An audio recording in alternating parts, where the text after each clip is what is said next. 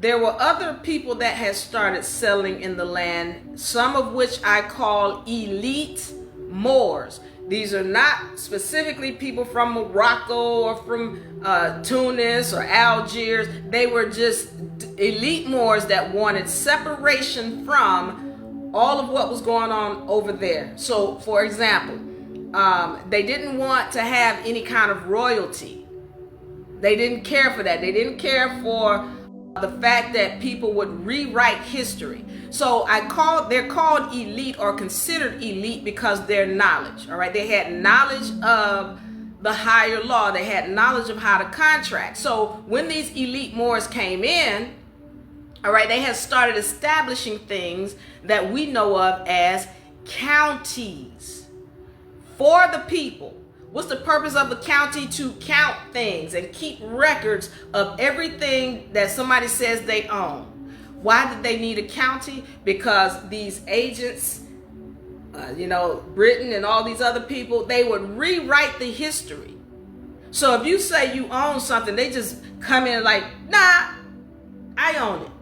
And they make up a story or they rewrite the history, and then suddenly you don't own what you thought you owned. Well, they created the counties purposely so that they are for the people. And till this day, if you understand what a county is, then you can get them to work for you the way they're supposed to work. But people don't know what a county is. But a county is there, once again, to count and keep track, keep records of what you say you own. This is why when you have a property, and it says, well, here's the meets and bounds, and this corner at this longitude and latitude, and this longitude and latitude down to this one latitude. Okay, all that is keeping a record of, okay, this is your land. And so when there is any kind of a discrepancy, who comes in? The sheriff. That's why the sheriff is with the county. The sheriff's purpose is to protect the people and the property of the people. That's what the purpose of the sheriff is. They don't call the popo when you getting evicted. No, they're calling the sheriff. That's a county issue. That's a land issue. So you got to understand that the county is the highest authorizing agency on land on the private side. So now we're understanding that what the county is. The highest authorizing agency on land on the private side. And this was set up by elite Moors. These are the same people who created the United States of America. Be clear that there's a difference between the United States of America versus the United States. I haven't gotten into them yet. I'm just talking about that corporation called United States of America, created in 1777. 1776, 1777. All right. So why did they create this corporation called the United States of America? Well, they created it because all of the tyranny that Britain was doing with the colonies to the people of the land. Remember, these colonies are making money, but Britain was raining down tyranny on the people. What does that mean? Well, they were charging them and kidnapping them and making claims against them, trying to force them into certain things. At that time, they didn't consider them unconstitutional, but they weren't right. They weren't respecting any rights of the people. So this is why these elite Moors felt that the United States needs to be free from the reign of Britain. Meanwhile, let's be clear, these elite Moors, they were melanated. Now, Moors doesn't necessarily mean dark skin or light skin, and I get people upset with me. Well, no, Moor mean he was black. No, okay, ask your Moor friends, were there so-called white Moors? Ask them. Were there some Albion Moors? Because they don't.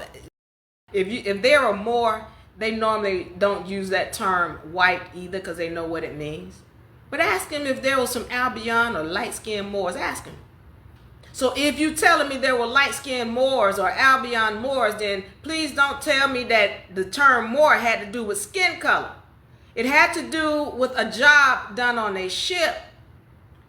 But that being said, the vast majority of these Moors were melanated people, and they're the ones who established the United States of America. This is why You have George Washington coming in here, and they telling you that in 1789 he was the first president of the United States of America. Well then, how is it this thing had been running for 13 years, all the way up to George Washington, and you telling me he's the first president, when anytime you incorporate anything, even to this day, you better have a president, vice president, secretary, chair, co-chair, all these other things. You better have that in place before you incorporate. Otherwise, this is not considered a true legal entity. So, not to mention, they're not telling you about the Continental Congress and the 6 presidents before George Washington. Why? Well, see, that's going to come in to play in a few minutes when you understand who George Washington was. Meanwhile, you got these people over here that started the United States of America. The vast majority of the presidents in this so-called Continental Congress were melanated. But they don't want you to know that, because then that doesn't fit the narrative that you came over here on some slave ships. They don't want you to know that the melanated people in the land, they own slaves, banks, lawyers, judges, you name it, blacksmith, well, all these smiths, these melanated folk, owners of land, these melanated folk. Even if you go to the counties, remember the counties, that count thing, you know, they're telling you that melanated people came over here on slave ships, and they couldn't read and write, and they didn't have any knowledge of the land. Meanwhile, if you go down to the counties, which count things and hold records so that people can't rewrite history, what you're going to find is up until the 1900s, the vast majority of the land was in the name of melanated people. Well, you can find this when you go to the counties all across the United States. You telling me you brought the melanated people over here as slaves, and then they couldn't read and write, and then the so-called white man was running everything, but some kind of way the so-called white man allowed the slave and the melanated folks to put all the land in their names? That doesn't make sense. Again, when you know the truth, then you understand that the narrative you have been taught is a lie. So, once again, I'm just bringing this information to you. Don't believe a word that I say. That's why I told you where you can find the information. Go check the counties. How are you telling me that all of these people came over here as slaves, and you want to call us slaves and descendants of the slaves, but then we go and look up, check the records that can't be rewritten?